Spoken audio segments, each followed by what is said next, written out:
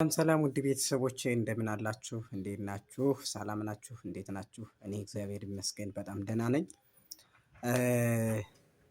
ሁለት ሀሳቦች ላካፍላችሁ መጣሁኝ። በዚህ ሰሞን ከሚዘዋወሩ ሁለት እና በጣም ስላስገረሙኝ ነው። ስለተገረምኩ ነው። እንደዚሁም ብሎ ግርም አደረገኝ። ሳስበው የሆነ በጣም ይገርመኛል። አንደኛውን ልንገራችሁ እና ሁለተኛውን እቀጥላለሁ። እና አንደኛው ያስገረመኝ ምንድነው? እንግዲህ እንደምታውቁት ይሄ የኢትዮጵያ ሕዝብ በጣም ድሃ የሚባል ሕዝብ ነው። ማለትም ብዙሃኑ ድሃ ነው ማለት ይቻላል። ድሃ ማለት እንግዲህ በልቶ ቢያድር ነገ ችግር ቢመጣ የሚታከምበት የሌለው የነገ የሌለው ዛሬ ግን በልቶ የሚያድር እንደ እግዚአብሔር ቸርነት በተለይ የኢትዮጵያ ሕዝብ የሚኖረው እንደ እግዚአብሔር ቸርነት ነው እና ለዚህ ሕዝብ ብዙ ነገር ተደረገለት። አሁን ብዙ ነገር ተደረገለት። የሚጠቅመው አይደለም ተደረገበት ነው የሚባለው እና ተደረገለት አይባልም። እና ከሚገርመኝ አንዱ በዚህ ሰሞን በጣም ከሚመላለሱ ጉዳዮች እና እኔም ስላስገረመኝ ነው ቤተሰብ የማካፍላችሁ። ፔስታል በኢትዮጵያ ተከለከለ። ፔስታል እንዳይዝ የኢትዮጵያ ሕዝብ ተከልክሏል። እና ምን ትላላችሁ? አሁን ፔስታል እንዳይዝ ተከለከለ የኢትዮጵያ ሕዝብ። ምንድን ነው? ወዴት እየሄደ ነው አሁን ይሄ ሕዝብ? ይሄ ሕዝብ እኮ የሚገዛው ቀላል ነገር የሚይዝበት በቀላል ነገር ያስፈልገዋል። ኢቭን የልብስ ሻንጣ የሌለው ሰው በፔስታል እኮ ነው የምንይዘው።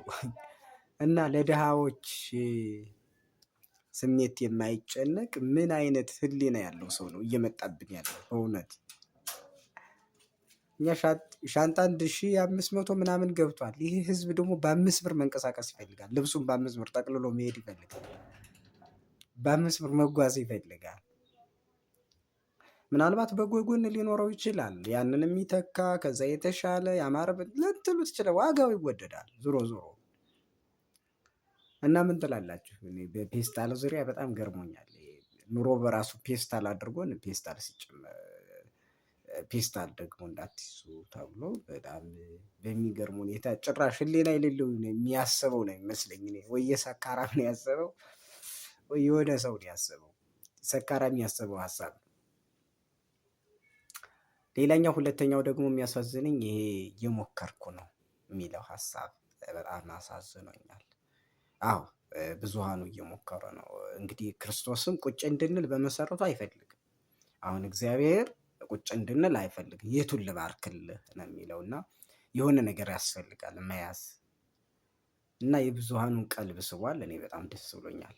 እየሞከርኩ ነው የሚለው ሀሳብ ለአከራይም፣ ለተከራይም፣ ለአሟሪም፣ ለሻጭም፣ ለነጋዴም፣ ለገዥም፣ ለየትኛውም ሰው በቃ ኑሮ ከባድ እንደሆነ መውጣት መግባት ሰው እንደተሳነው ሰው እኮ አምሮበት ደምቆ አምሮ ደምቆ መሄድ ይፈልጋል። ቀሚስ መልበስ ይፈልጋል። ሴቱ ወንዱ ጥሩ ጫማ ማድረግ ይፈልጋል።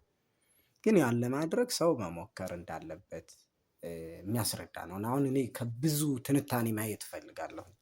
አንደኛው ሰው መስራት እንዳለበት መረዳት፣ መስራት እንዳለበት ሰው መስራት ስኬቱ በመሰረቱ ለውጡን እግዚአብሔር ነው ይዞት። ትልቁ ነገር ግን መሞከር አለመተኛት። በዚህ በቅዱስ ሚካኤል ድርሳን አንድ ታሪክ አለ። ሁልጊዜ ሳይሰራ ግን ሁልጊዜ ቅዱስ ሚካኤልን ባርክልኝ ይላል እና የትኛውን አይቴኑ ሀሎ ዘእባርክ ለከ የምባርክልህ የት ነው ተብሏል።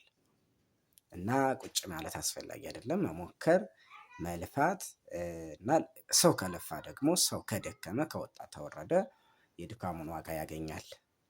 እና ግን የዋጋውን ንረት ሰው በቃ በጣም እንደከበደው ሚተኛ እንደሌለ ሰው በሀሳብ እንደተወጠረ ብዙ ጭንቀት እንዳለበት የሚያስረዳ ነው።